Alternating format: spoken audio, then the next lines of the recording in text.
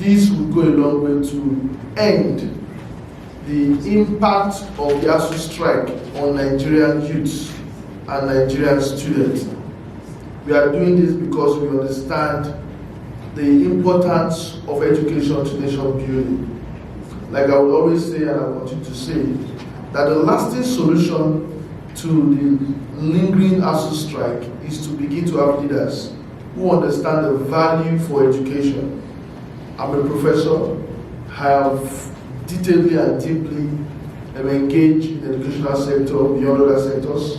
I understand that value, and that is why I am throwing this up to ensure that millions, over 10 to 20 millions of Nigerians at home, can have access, free 100% scholarship. I don't know, but I don't think this has been done in the history of this country, where an individual person or party ideology will come up to giving Nigeria, all Nigerians, scholarship. And that again to show to us that the problem with the Nigerian education sector and every other sector is not rocket science.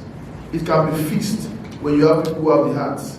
I think without JPTS, many of us would have been in school by now, because like me, I've wrote JAM severally. Not that I don't have the cutoff mark, but at the end of the day, you discover that they're going to wave you off through one reason or the other.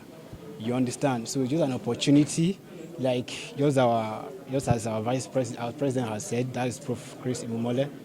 He was once a student whereby all the challenges he faced, he said during his tertiary institution, he came from a very poor background to the extent that he doesn't have some materials. Sometimes, if you need materials, I've been watching his antecedent over the years, and there's this particular program that he has upheld, cut across all states of this federation, which has to do with youth empowerment via educational development. Particularly, it has to do with this scholarship program that he has been running.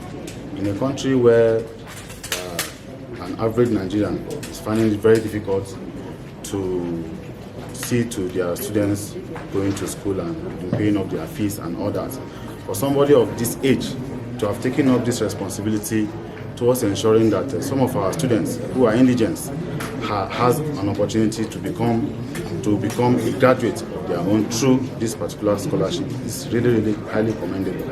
This has further shown that if given opportunity, such a man is going to prioritize education, because we all know that it is because of the decadence we are having in our education sector today. That is the major reasons why we are having these problems of insecurity in this country today. Yes, Nigerians should embrace it. The reason why I said so is the era we are in now is just age. Everything is becoming digital.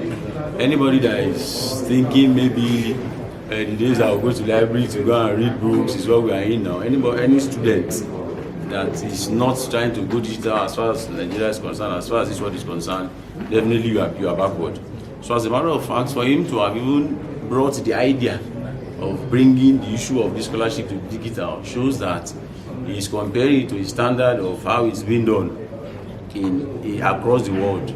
So as we all know, that education plays a very key role in development of any nation. Advanced countries that we are looking up to today, we cannot say they are advanced if you remove education out of their sector. For instance, in the last budget that was passed, it was only 8% that was allocated to education. There is no how a country can allocate 8% to education and you expect us to get the best out of that kind of education.